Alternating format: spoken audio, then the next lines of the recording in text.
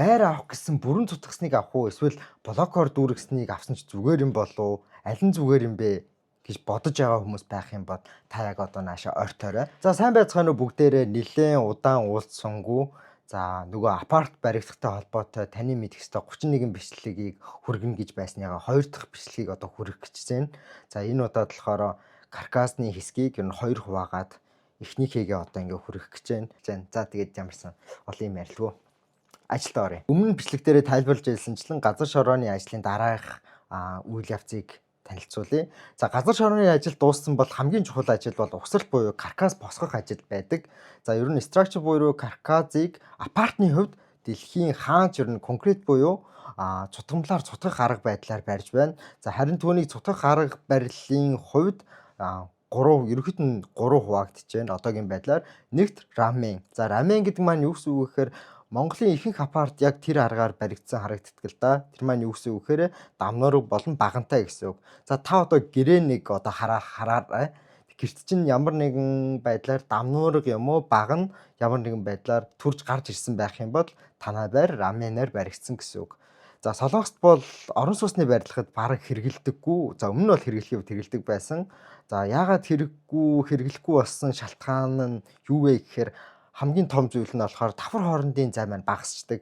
За Солонгосын хувьд таасан дотроо маш их зүйл орох шаардлага гардаг. Агаар жуултын систем, гал унтраах систем, халуун хүйтний систем гэх мэт зүйлүүдийг таасан дотроо хийгээд тэгээд таасныхаа доогоор силийн буюу одоо таазаар хааж өгдөг гэсэн үг. Тийм болохоор энэ хүн амьдрах шаардлагатай 2.3 гэсэн метрийг хангахад маш их хүндрэлтэй болчдөг. Хоёр дахь бас энэ арга барилын хамгийн сул тал нь юу байдаг вэ гэхээр мэдээж арама барилгын каркасыг болохоор баган болон corridor beam дамнуургаар ингээд босгосныхаа дараа энийг дүүргэх шаардлагатай болдог. Дүүрэхдээ юугаар дүүргдэг вэ гэхээр ер нь ихэнхдээ нэг хөнгөн блок ч гэдэг юм блокоор дүүргдэг штэ.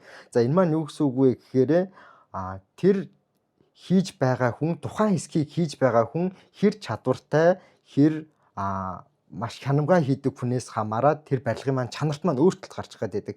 Тийм болохоор нэг стандартын бүх зүйл үүсэхэд энэ маань стандартын хувьд айгүй бас удирдахад айгүй хэцүү болчихдог л да. Тийм болохоор энээс зайлсхийгээд энэ аргыг ерөөхдөө хэрэглэхэ болсон гэсэн үг. За хоёр дахь арга барил. За хоёр дахь арга барилыг болохоор bearing wall гэдэг. За манайхны хэлдгээр бол бүрэн цутгасан гэсэн үг. За энэ дээхэн үед бол их ерөнхийдөө хэрэглэгддэг байсан. Одоо нэх бас энэ аргаар бас баригдахаа байсан. Шалтгаан нь болохоор өрөө тэлэх гэх мэт одоо юу гэдгийг дахин төлөвлөлт гаргахад энэ маань өөрөө боломжгүй байдаг гэсэн үг. Яагаад гэхээр бүх хан маань өөрөө даацын хаан байгаа гэсэн үг шүү дээ. Бас нэг том асуудал нь болохоор давхар хоорондын шуугааныг маш их дамжуулдаг гэсэн асуудал байдаг. За энэ маань юу гэсэн үг вэ гэхээр мэдээж энэ маань хан болон шал маань ингээд хамт байгаа болохоор эндээс одоо ямар нэгэн шууга ямар нэгэн чичиргэн гаргахад энд маань шууд хан руугаа очиждаг гэсэн үг. Тэгээ хан руугаа очисон маань хайч байхаар доотлын айл руугаа явждаг. Энэ маань бас хамгийн том сул тал болж өгдөг. Ялангуяа одоо сүүлийн үед нийгмийн хамгийн том асуудал болж байгаа зүйл маань энэ давхар хоорондын шуугааны асуудал маш хүнд асуудал болж гарч иж байгаа. Тийм болохоор энэ хүү аргыг бас тиймч бас нэг цаашааж үзэхээ байсан. За гуравт хамгийн их ашиглагддаг аргыг танилцуулах гэж байна. За өмнөх танилцуулсан хоёр аргын асуудлуудыг шийдсэн арга гэж болно. За энэ маань болохоор flat structure гэж арга байдаг. За энэ маань ямар ч дамнуураг байхгүй мөн дараа нь өөрчлөх боломжтой байдаг. За энэ нь юу гэсэн үг вэ гэхээр өмнө нь хэлж байсанчлан байрны өндөрт хэмнэлт гарна мэдээж. Яагаад тэгэхээр дамнуураг байхгүй гэсэн үг байх нь шүү дээ. Тийм болохоор илүү өндөр өрөөг гаргаж ирж болох боломжтой гэсэн үг. За мэдээж өрөөнд дунд догол дамнуураг гарахгүй болохоор харагдах байдал ч гэсэндээ илүү зүгээр болж ирнэ. За мөн өрөө болгонд бүрэн цутгах шаардлагагүй болохоор дахин өөрчлөх боломжтой. За энэ маань болохоор сүүлийн үед засгийн газраас бас удаан ашиглах дахин засах гэх мэт зүйлийг боломжтой хийх ёстой гэсэн шаардлагыг тавьж байгаа. За тэгээд тэр шаардлагыг хэрвээ биелүүлэх юм бол жишээлх юм бол юу гэдгийг татврын хувьд илүү багыг төлөвлөх эсвэл өндрийн хувьд илүү өндөр барих боломжийг гаргаж өгдөг ч гэдэм юм. Иймэрхүү байдлаар урамшуул олгодог. За тэгэхээр та бүхэн ойлгосон баг зөвхөн бат бөх байх нь чухал биш ээ. Бат бөх байхаас гадна тухайн барилгын бүтэц маань хүний амьдрах орчны асуудал болон бас одоо төлөвлөлтөд хамаарсан бүх асуудлуудыг шийдсэн цогц зүйлийг шийдэл байх ёстой гэснийг эндээс харж болно. За одоо би та бүхнээс нэг асуулт асууя л да. Барилга ихэнхдээ доороос ба баригддаг тийм үү? Тэгвэл хамгийн доор нь юу байгаа вэ гэж асуувал та бүхэн юу гэж хариулах вэ? Мэдээж хундам гэх байх л та. Тэгвэл хамгийн доод левелд нь ямар орон зай байгаа вэ гэх юм бол ихэнх хүмүүс маань тэгж хөвгөл болж байна л да. Одоо сүүлийн үеийн барилгууд нь дандаа доотлын давхардаа зогсоол байдаг болохоор би зогсоол байх юм биш үү гэж хэлэх бах. Тэгтээ тэрний арай гүнзгийгээр орох юм бол би та бүхэндээ тайлбарлая. За зогсоолны левелнээс доор юу ямар орон зай байдаг вэ гэхээр лифтний хайрцаг байдаг. За дээр нь самп байдаг. За энэ нь юу вэ гэхээр тэр газар доор барилгын нэг хэсэг байна гэдэг маань ус бороо орох, за мөн барилгын ханаас гарсан чигнээс хамаарсан ус, дээрээс нь машин хүн орж ирэх болгонд ерөөхдөө усыг дагуулж орох магадaltaй байдаг. За ус хэдийн хэмжээнд орж ирнэ гэх юм барилгын маань чанарт маш муу нөлөө үзүүлдэг. За тийм болохоор хамгийн доод давхрын шалнаас доор суулгадаг хэсэг байдаг. За энийг маань самп гэж ойлгож болно.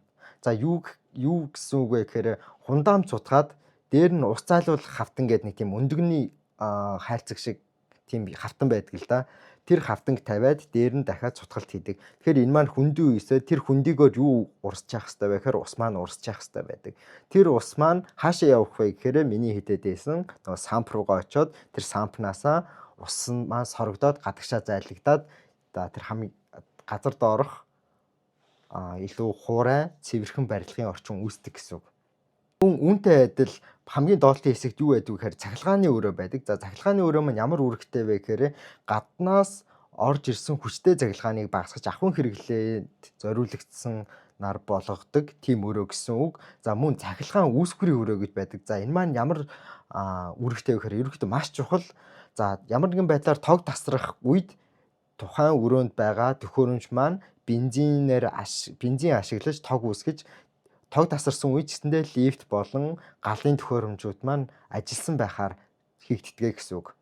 За энэ үүнээс харах юм бол та бүхэн харж байгаа маш том төхөөрөмжүүд орох ёстой байдаг. Тийм болохоор өндөр тас шаарддаг. За ихэнхдээ нь 5.6 м-ээр бодогддог.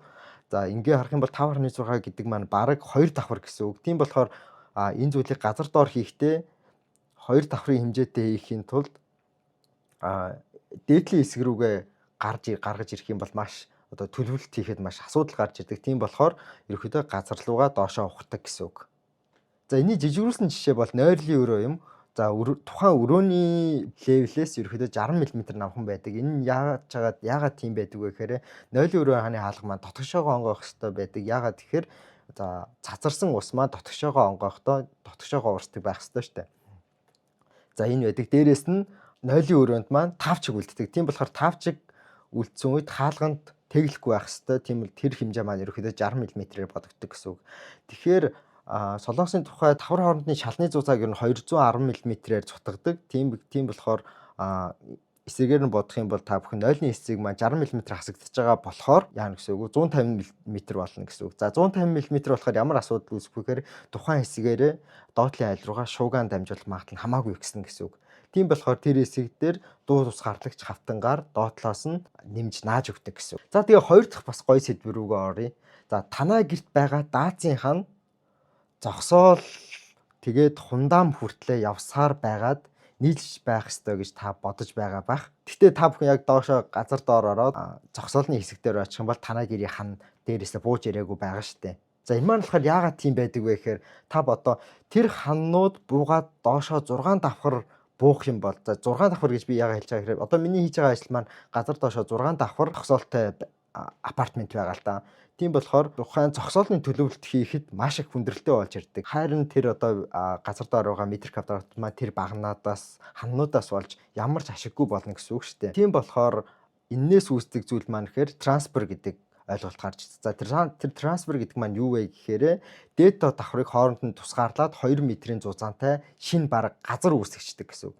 Тийм болохоор дээдлийн хэсэг маань апартменттэй тааруулагдаад тусдаа зураг төслөөр яваад доотлын хэсэг маань машиндаа тааруулагдаад ихэвчлэн ерөөхдөө 3 машин зогсоол төлөвлөгдөөд хажууд нь нэг баг нь байхаар бодогдоод явдаг. За ингээд тухайн апартмент маань ер нь каркас маань бүтдэг гэсэн үг.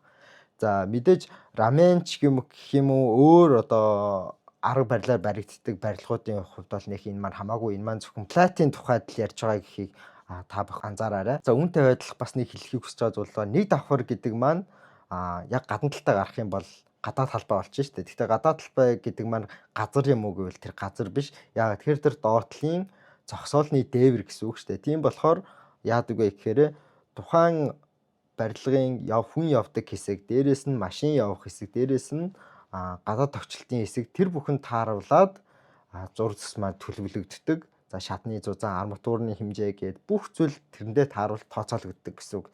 За ийм болохоор конкретоор барилгыг гүйцэтгэдэг гэсэн үг. Энэ маань илүү уян хатан тухайн орон зайг үүсгэхэд төлөвлөхөд илүү амар хялбар болгож өгдөг. Дээрээс нь мэдээж бат бөхийн асуудал энэ зүйлүүд маань бүх шийдэгддэг гэсэн үг.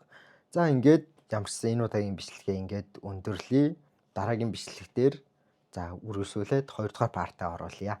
Апартны нэг давхрыг цутгахад ердөө л 6 өдөр хангалттай гэдгийг та мэдгүй.